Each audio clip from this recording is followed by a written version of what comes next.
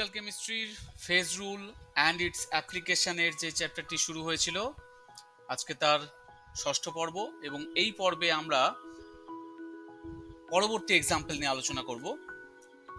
তো আমাদের আজকের এক্সাম্পল হচ্ছে an equilibrium mixture of N2H2 and NH3 where ammonia is formed from nitrogen and hydrogen। অর্থাৎ এর ক্ষেত্রে কম্পোনেন্ট কয়টি হবে, ফেজ কয়টি হবে, ডিগ্রি অফ ফ্রিডম কি হবে, সেগুলো আমরা দেখব। তাহলে ইকুইলিব্রিয়াম মিক্সচার বলেছে, তাহলে আমরা এরকম লিখতে পারি N2 প্লাস 3H2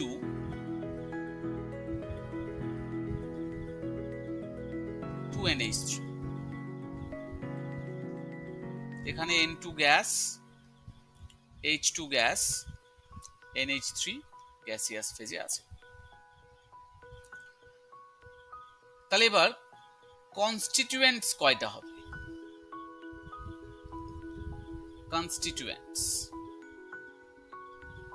কনস্টিটিউয়েন্টসকে আমরা সি ড্যাশড দিয়ে লিখি।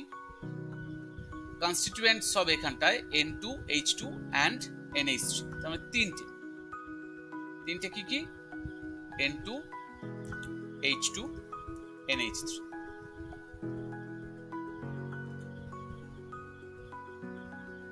ইকুইলিব্রিয়াম রিঅ্যাকশন আছে, হ্যাঁ ইকুইলিব্রিয়াম রিঅ্যাকশন আছে একটা, তাহলে আমরা একটা ইকুইলিব্রিয়াম রিঅ্যাকশনের জন্য আর লিখলাম।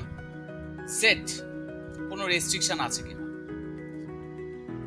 এখানে রেস্ট্রিকশন কিন্তু আছে। এই যে N2-র স্ট্রেংথ কনসেন্ট্রেশন আমরা যদি জানি, তাহলে হাইড্রোজেনের কনসেন্ট্রেশন কিন্তু পেয়ে যাব। অর্থাৎ গ্যাসিয়াস ফেজ আছে, তার মানে আমরা যদি N2-র প্রেসার জানি, তাহলে কিন্তু হাইড্রোজেনের প্রেসার আমি পেয়ে যাব। তাহলে আমি এরকম লিখতে পারি যে x of H2 equals to 3x of N2, or আমি এটাও লিখতে পারি, প্রেসার দিয়ে লিখতে পারি P of H2 partial pressure of hydrogen equals to 3P_N2। Concentration দিয়েও লিখতে পারি বা প্রেসার দিয়েও লিখতে পারি। কারণ এখানে কেন লিখলাম এরকম? কারণ দেখো, হাইড্রোজেন এটা নাইট্রোজেনের 3 গুণ পরিমাণে আছে, তাহলে হাইড্রোজেনের প্রেসারটা নাইট্রোজেনের প্রেসারের নিশ্চয়ই 3 গুণ হবে। অর্থাৎ হাইড্রোজেনের গাঢ়ত্ব নাইট্রোজেনের গাঢ়ত্বের 3 গুণ হবে। তাহলে এটা আমাদের একটা রেস্ট্রিকশন, তাহলে এটা 1 হলো। তাহলে কম্পোনেন্ট কি হবে? কম্পোনেন্ট, নাম্বার অফ কম্পোনেন্টস, এটাকে আমরা সি দিয়ে লিখি।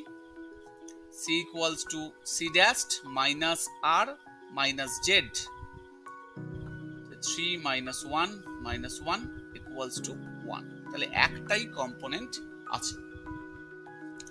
এবার আমরা ফেজ দেখব, ফেজ কয়টি আছে। ফেজকে ক্যাপিটাল পি দিয়ে রিপ্রেজেন্ট করা হয়। তো এখানে কিন্তু গ্যাসিয়াস মিক্সচার আছে, নাইট্রোজেনও গ্যাস, হাইড্রোজেন গ্যাস, অ্যামোনিয়াও গ্যাস। তাহলে গ্যাসিয়াস মিক্সচার যদি থাকে, তাহলে তারা হোমোজিনাসলি মিক্সড হয়ে থাকবে, সমসত্ব মিক্সচার তৈরি করবে। তাহলে এখানে ফেজ 1, একটাই ফেজ আমরা পাবো, সেটা হচ্ছে গ্যাসিয়াস ফেজ। এবার আসি degree of freedom.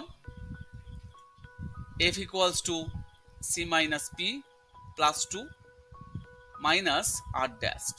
R dashed কোনো রেস্ট্রিকশন আছে কিনা, অর্থাৎ কনসেন্ট্রেশন বা প্রেসার বা টেম্পারেচার কোনোটা ফিক্সড করা আছে কিনা? না, এখানে কোনো রেস্ট্রিকশন নেই। তাহলে আমরা জাস্ট কম্পোনেন্টের ভ্যালু লিখে দিলাম 1, ফেজ আছে একটা, প্লাস 2, আর এখানে রেস্ট্রিকশন নেই। তাহলে এখানে ডিগ্রি অফ ফ্রিডম হচ্ছে দুটো কি কি?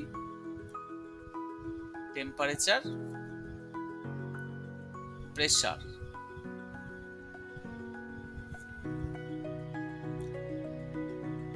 আর কি আছে? অর আমরা লিখতে পারি কনসেন্ট্রেশন। অর্থাৎ এই যে গ্যাসিয়াস ফেজে যে মিক্সচারটা আছে, তাতে সেই মিক্সচারের মধ্যে প্রত্যেকটা গ্যাসের কনসেন্ট্রেশন সেই কনসেন্ট্রেশনটাকেও আমরা ভ্যারি করতে পারি। তাহলে either temperature pressure or temperature concentration or pressure concentration, এই তিনটার মধ্যে দুটো হবে। তাহলে এই গেল আমাদের ডিগ্রি অফ ফ্রিডম।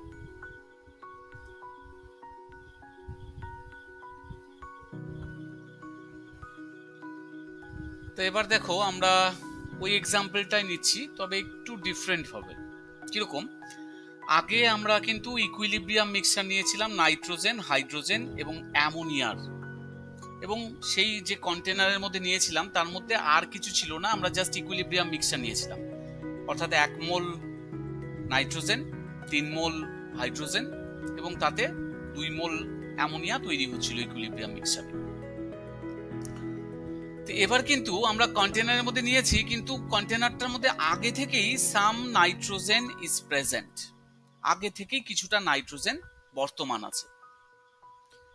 তাহলে এবার যদি আমরা ইকুইলিব্রিয়াম রিঅ্যাকশনটা লিখি N2 + 3H2 2NH3, সেক্ষেত্রে আগের মতোই কনস্টিটিউয়েন্টস মানে সি ড্যাশ, এটা কিন্তু 3ই হবে।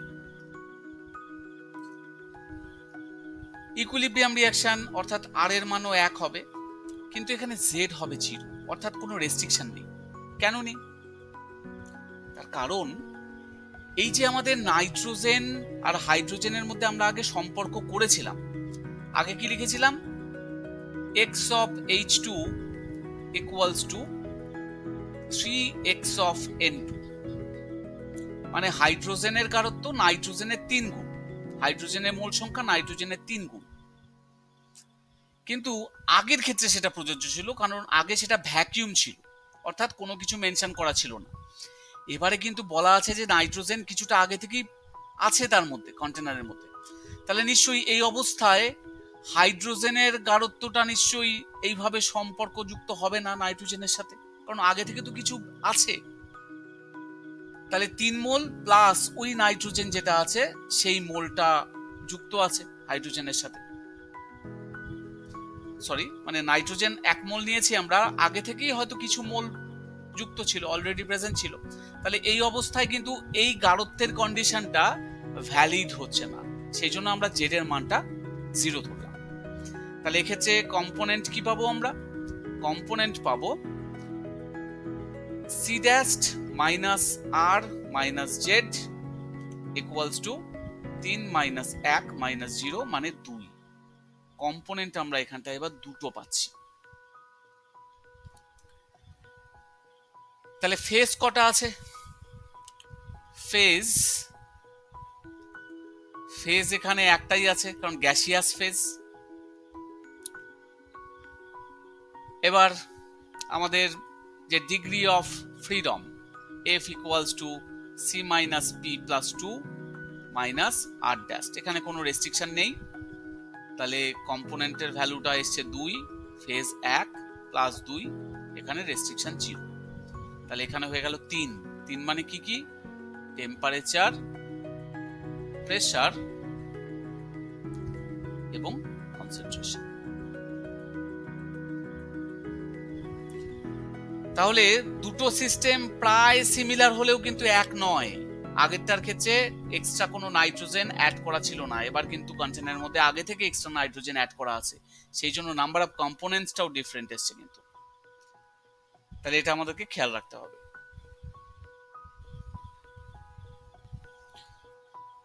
তাই এবার আমরা পরবর্তী এক্সাম্পল দেখব। Example 7, in a closed container solid ammonium chloride is decomposed। তাহলে অ্যামোনিয়াম ক্লোরাইড NH4Cl, এটা সলিড, আর এটা ডিকম্পোজ হচ্ছে কিসে হচ্ছে? তাহলে অ্যামোনিয়া তৈরি হচ্ছে গ্যাস, এবং তার সাথে হাইড্রোজেন ক্লোরাইড তৈরি হচ্ছে, এটাও গ্যাস। তাহলে নাম্বার অফ কনস্টিটিউয়েন্ট কয়টা হবে? কনস্টিটিউয়েন্টস সি ড্যাশ, এখানে কিন্তু আমরা 3 পাবো। 3 কিসের কিসের? অ্যামোনিয়া পাবো, HCl পাবো এবং NH4Cl পাবো। ফেজ,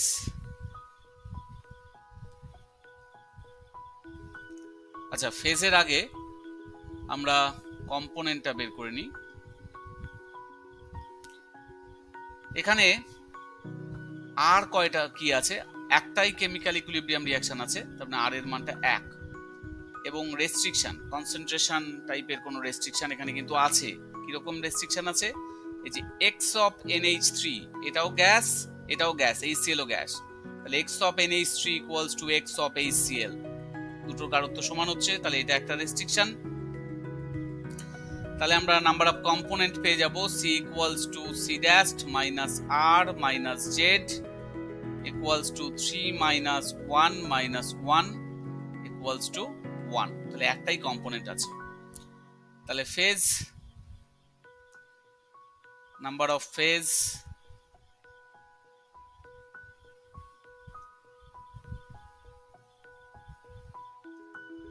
এটা দেখো দুইটাই আছে।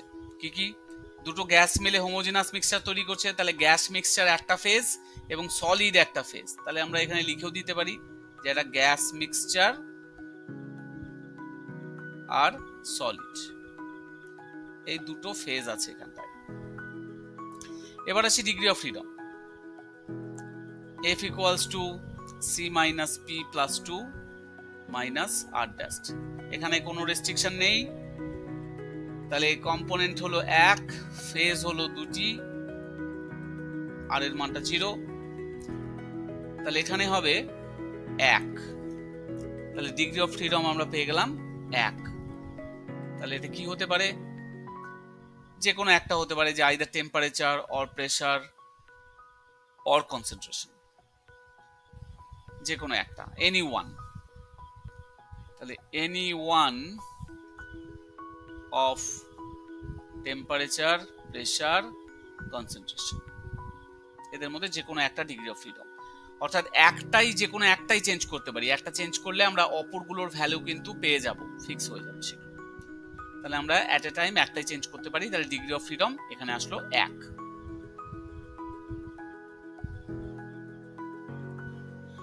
এবার আমরা প্রবলেমটাকে একটু অন্যরকম করে দিলাম।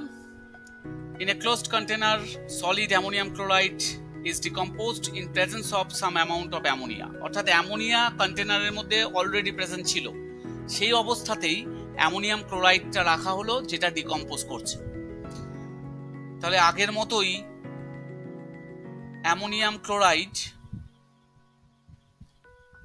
সে কিন্তু ইকুইলিব্রিয়ামে থাকবে,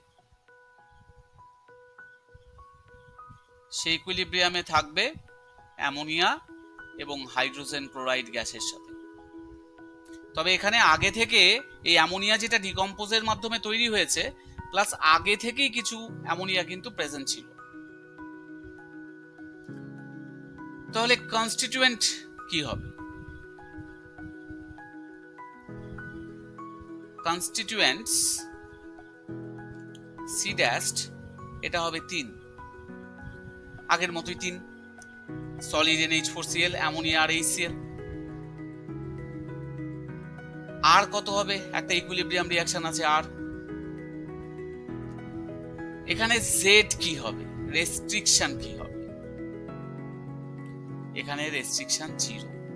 কেন 0, কারণ যেহেতু অ্যামোনিয়া অলরেডি প্রেজেন্ট ছিল, তাহলে আমরা x of NH3 equals to x of HCl এটা আমরা লিখতে পারি না, কারণ অলরেডি কিছু পরিমাণ অ্যামোনিয়া প্রেজেন্ট ছিল। তাহলে এই অবস্থায় টোটাল অ্যামোনিয়ার কনসেন্ট্রেশন উৎপন্ন HCl এর কনসেন্ট্রেশনের সমান হবে না, তাই রেস্ট্রিকশন 0। তাহলে কম্পোনেন্ট কি হচ্ছে, C equals to C dash minus R minus Z equals to 3 minus 1 minus 0, মানে কম্পোনেন্ট হচ্ছে 2। ফেজ, ফেজ অর্থাৎ P এর মানটা আগের মতোই 2 হবে, অর্থাৎ গ্যাস মিক্সচার আর একটা সলিড। এবার ডিগ্রি অফ ফ্রিডম বের করব। Degree of freedom F equals to C minus P plus 2 minus R dash, এখানে কোনো রেস্ট্রিকশন নেই, তাহলে কম্পোনেন্ট 2, ফেজও দুটো, আর এর মান 0, তাহলে এখানে হবে ডিগ্রি অফ ফ্রিডম 2। তাহলে আমরা বলতে পারি any two out of temperature, pressure and concentration, যে কোনো দুটোকে আমরা অ্যাট এ টাইম ভ্যারি করাতে পারি। তাহলে এটাও কিন্তু আগের মতোই একটা সিমিলার সিস্টেম, কিন্তু পুরোপুরি সেম না, সেই জন্য কম্পোনেন্টের ভ্যালু চেঞ্জ হয়ে গেছে।